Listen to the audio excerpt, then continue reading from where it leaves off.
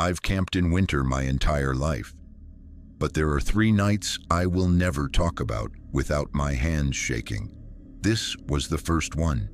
The first story happened long before GPS, cell phones, or emergency beacons, and whatever followed us didn't need any of that. I've camped in winter most of my adult life. Snow, isolation, frozen air that burns your lungs when you breathe too deeply. None of that ever scared me. What scared me was learning that silence isn't always empty. Sometimes silence is deliberate, sometimes it's listening. The first time I understood that was in the winter of 1983, deep in the Sierra Nevada mountains. And whatever we encountered out there didn't chase us, didn't rush us, didn't even reveal itself clearly. It didn't need to. It simply waited and followed. Before I continue, if you enjoy true stories like this, real experiences from people who barely walked away, make sure to subscribe to the channel. It helps us keep telling stories that don't want to be forgotten. Back then, it was just the 3 of us. Me, my best friend Mark, and our friend Emily. We were all experienced campers. Not reckless, not inexperienced thrill seekers, just people who believed preparation could outthink anything nature threw at you. We planned the trip carefully. A remote winter campsite near a frozen stream, miles from the nearest road, far beyond where casual hikers ever went. The hike in was brutal. Snow up to our knees, packs dragging us down with every step, our breath turning to white clouds that hung in the air, longer than they should have. By the time we reached the stream, the sun was already sinking behind the peaks. We set up camp quickly, hands stiff and aching, movements automatic from years of repetition. That's when Emily stopped and looked around. "Do you hear that?" she asked. Mark laughed under his breath. "Hear what?" She didn't answer right away. She just stood there, listening, her head tilted slightly, like she was trying to catch a sound just beyond reach. I realized then what she meant. There was nothing. No wind moving through the trees, no birds, no distant cracking of ice. Even our movements felt muted, like the forest was absorbing every noise we made. "It's too quiet," Emily said finally. I shrugged it off. Remote winter landscapes could feel like that. Snow swallowed sound. Cold stilled everything. That's what I told myself. But even as I said it, I felt something settle heavy in my chest. A pressure that had nothing to do with altitude. That night, we decided to try something new. Mark had brought a small handheld recorder, nothing fancy, just something to capture ambient sound. He joked about listening back later, hearing wolves howling or branches snapping in the distance. We left it running outside the tent as we turned in, the red light blinking softly in the dark. Sleep didn't come easily. Sometime after 2 a.m., I woke up to a sharp crack, a branch breaking. Then another sound followed, slow, heavy crunching in the snow. Not frantic, not careless, deliberate. Whatever it was moved with purpose, circling our tent just beyond the thin fabric walls. My heart slammed against my ribs. "Mark," I whispered, reaching over and shaking him. "Wake up!" The crunching stopped. For a moment, there was nothing. Then it started again, closer this time. Emily sat up, clutching her sleeping bag, her eyes wide and already focused on the darkness. "Do you hear that?" she whispered. Before either of us could answer, another sound joined the footsteps. A voice, low, broken, and wrong. It wasn't speaking clearly, more like muttering, as if someone was trying to remember how words worked. The tone made my stomach twist because it wasn't angry, it wasn't panicked. It sounded curious. I grabbed my flashlight and slowly unzipped the tent, just enough to peer outside. There was nothing there. No movement, no shape, just trees standing like dark pillars and smooth, untouched snow reflecting the moonlight. The ground around our tent was pristine, no footprints, no disturbances. The footsteps had vanished as completely as if they'd never existed. But the voice hadn't. It continued, faint but unmistakable, repeating fragments of sound. And then I realized what it was mimicking. It was us. Snippets of our conversation from earlier that day, Emily laughing, Mark complaining about the hike, my own voice, distorted and stretched, replayed like a warped recording. I slammed the tent shut, my hands shaking so badly I almost dropped the zipper. None of us slept after that. At first light, Mark retrieved the recorder. We listened to it together, huddled close despite the cold. The playback was worse than I expected. There were long stretches of nothing, no wind, no animals, no natural sounds at all. Then, faintly, the crunching, and beneath it, our voices, not spoken by us but echoed back, flattened and broken, as if something had tried to wear them and failed. We packed up that morning, uneasy but unwilling to admit how shaken we were. As we hiked up a nearby ridge, Emily froze again, pointing toward the trees. "Something moved," she said. "It was fast, too smooth." Mark insisted it was a deer. I wanted to believe him, but when we rounded a bend in the trail, we found something that hadn't been there before. A stack of rocks, carefully balanced, deliberate in a way nature never is. No markings, no message, just a quiet statement that someone or something had been exactly where we were standing now. That night, we built a larger fire and stayed close to it. For a while, we almost convinced ourselves everything was fine. Then a rock flew out of the darkness and landed inches from Emily's boot. Another followed, crashing into the fire and sending sparks spiraling upward. A third slammed into our tent, hard enough to make the poles shudder. Whoever or whatever was out there wasn't hiding anymore. It was measuring us. We didn't argue, we didn't debate. We grabbed what we could and left. As we stumbled through the snow toward the trailhead, the footsteps followed again, always just behind us, always stopping when we stopped, matching us step for step like it was learning how we moved. When we finally reached the car, I glanced back one last time. At the edge of the trees stood a figure, tall, impossibly thin, its limbs hanging too long at its sides. It didn't advance. It didn't retreat. It simply raised one arm in a slow, deliberate motion that wasn't quite a wave. Then we drove away. I've never returned to that place, and I never will, because whatever we encountered out there didn't need to hurt us to prove something. It just needed us to know we were never alone. I used to believe the wilderness was dangerous because it was unpredictable. Avalanches, sudden storms, injuries miles from help. Those were risks you could prepare for. What I didn't understand back then was that the most terrifying danger in the wild is the one that is fully aware of you and still chooses to stay silent. This story happened years after the Sierra Nevada trip, but the fear felt eerily familiar. By then, I thought I knew better. I thought experience meant safety. I was wrong. It was early January when my friend Daniel and I decided to go winter camping in the Colorado Rockies. We were both in our late 20s, physically fit, confident, and, if I'm being honest, slightly arrogant. We had grown obsessed with survival stories, especially accounts of people pushed to their absolute limits by cold and isolation.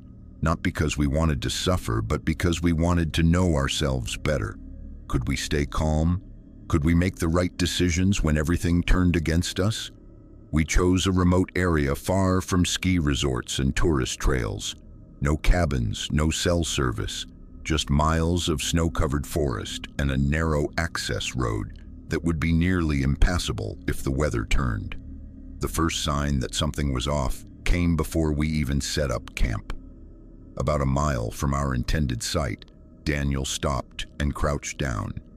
In the snow beside the trail were boot prints. Not old ones either. Sharp edges. Recent. They didn't belong to us. "Probably a hunter," I said, trying to sound casual. Daniel nodded, but neither of us liked it. Hunting season had ended weeks earlier, and this was deep winter, harsh even by Colorado standards. Still, we pressed on.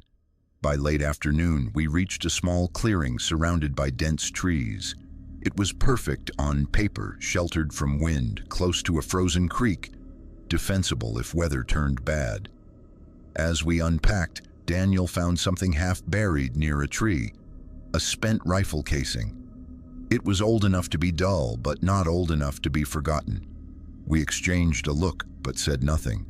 There's a strange pride that kicks in during trips like this, the refusal to admit fear because admitting it feels like failure. Night fell quickly, the temperature dropped harder than forecasted, and the cold felt sharper, more aggressive. We ate in silence, listening to the wind weave through the trees. Unlike my earlier experience in the Sierras, this forest wasn't quiet. It groaned, it creaked, but somehow that made it worse. Noise can hide intent.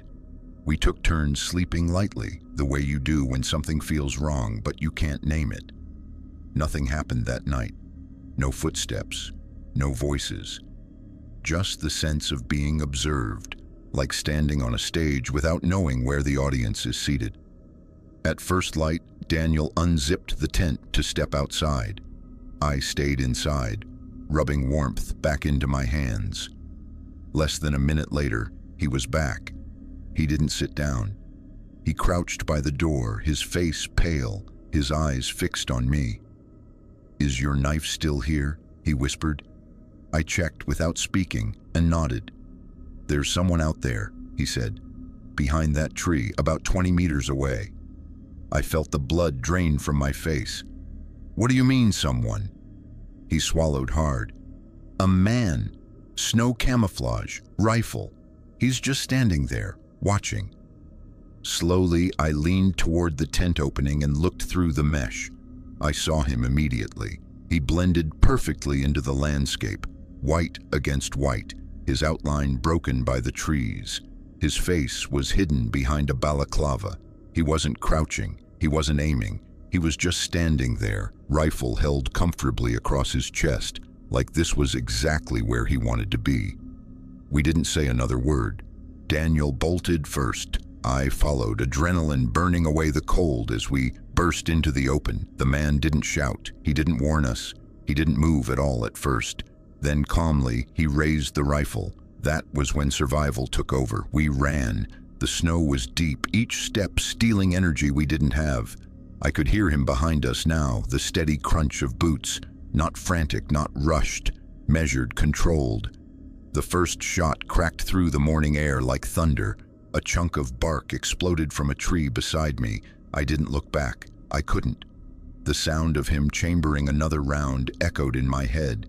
Each mechanical click, precise and unhurried. The second shot hit closer. Pain tore through my thigh, hot and blinding. I went down hard, the snow knocking the breath from my lungs. For a split second, I was sure I'd been shot clean through, but it wasn't a direct hit. The bullet had struck a tree and sent fragments tearing into my leg. Blood soaked through my pants instantly, steaming in the cold air. Daniel grabbed me under the arm and dragged me forward.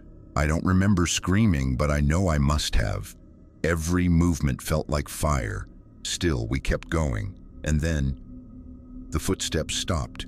No third shot, no shouting, nothing. We didn't stop running until we reached the car.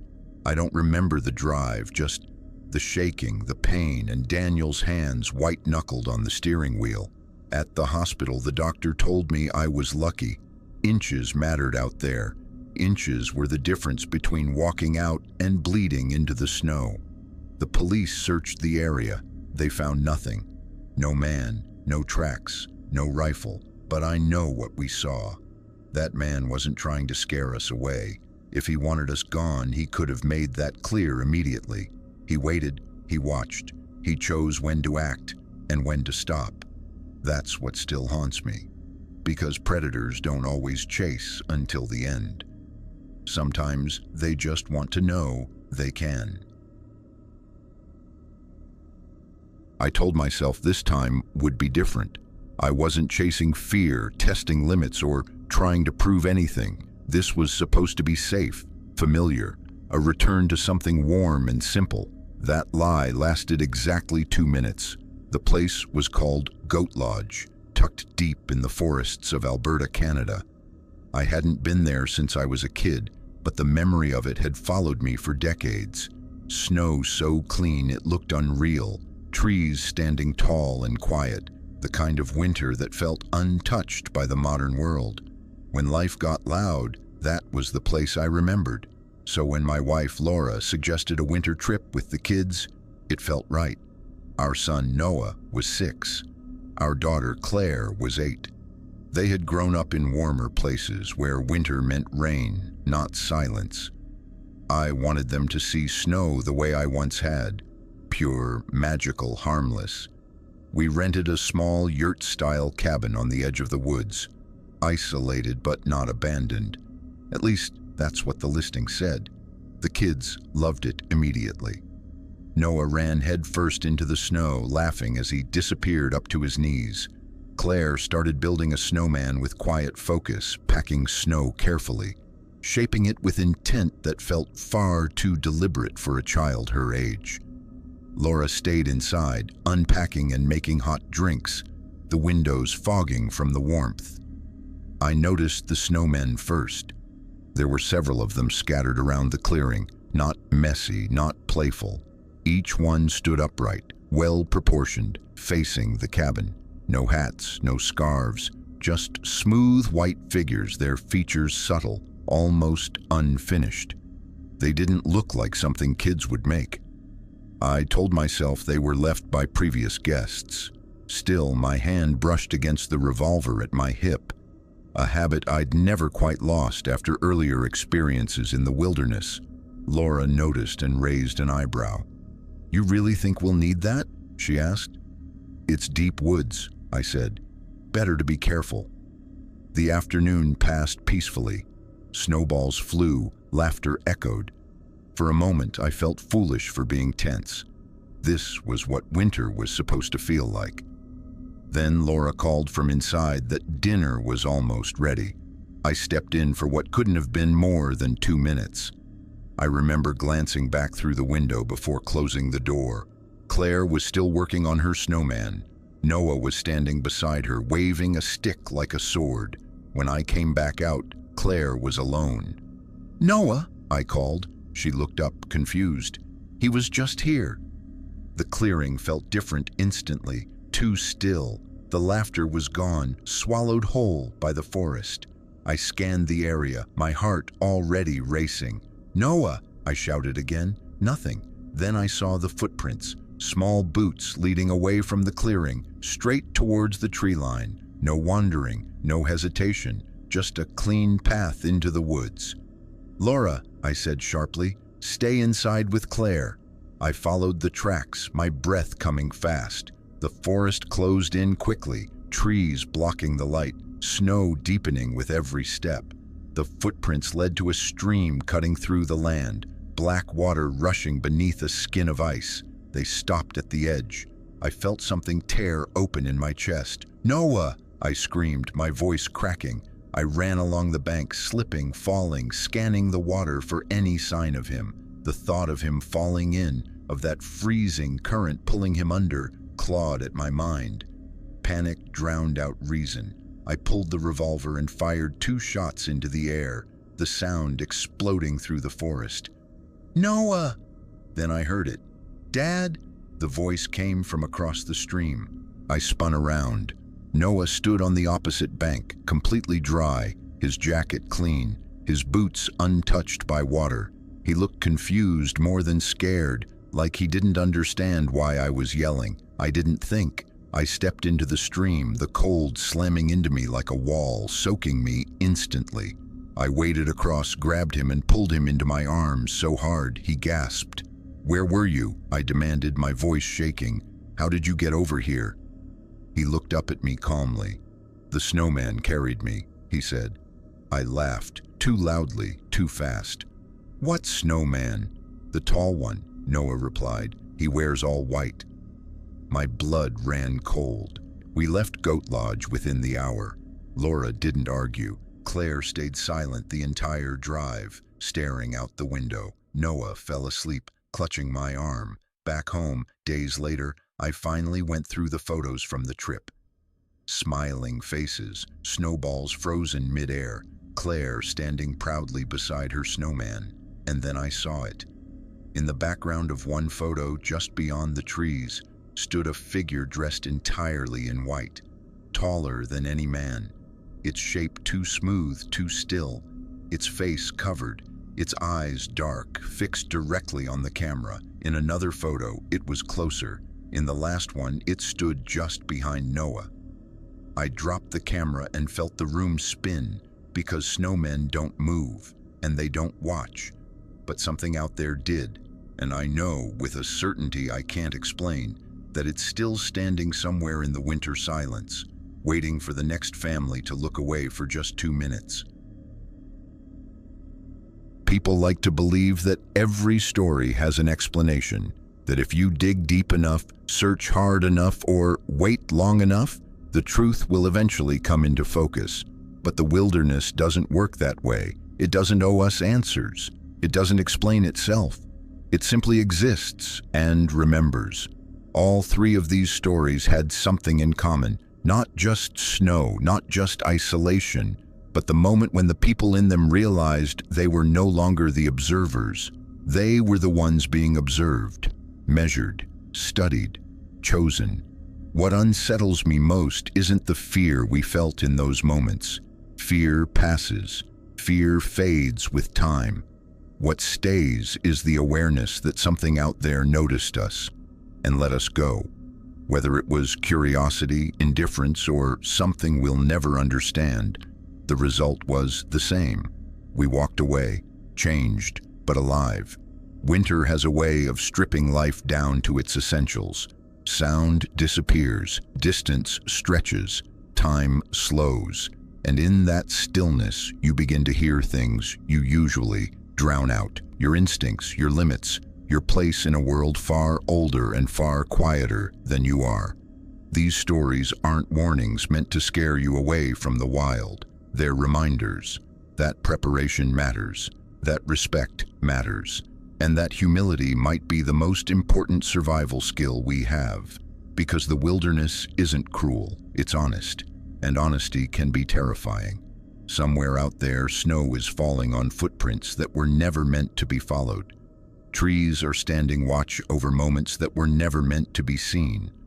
And in places too remote for names, too quiet for memory, winter keeps its own record. If you ever find yourself out there, beneath a sky heavy with snow, surrounded by a silence that feels almost intentional, listen to that feeling in your chest. The one that tells you when it's time to stay and when it's time to leave. Because winter doesn't chase, it waits. And sometimes the greatest mercy it offers is letting you go.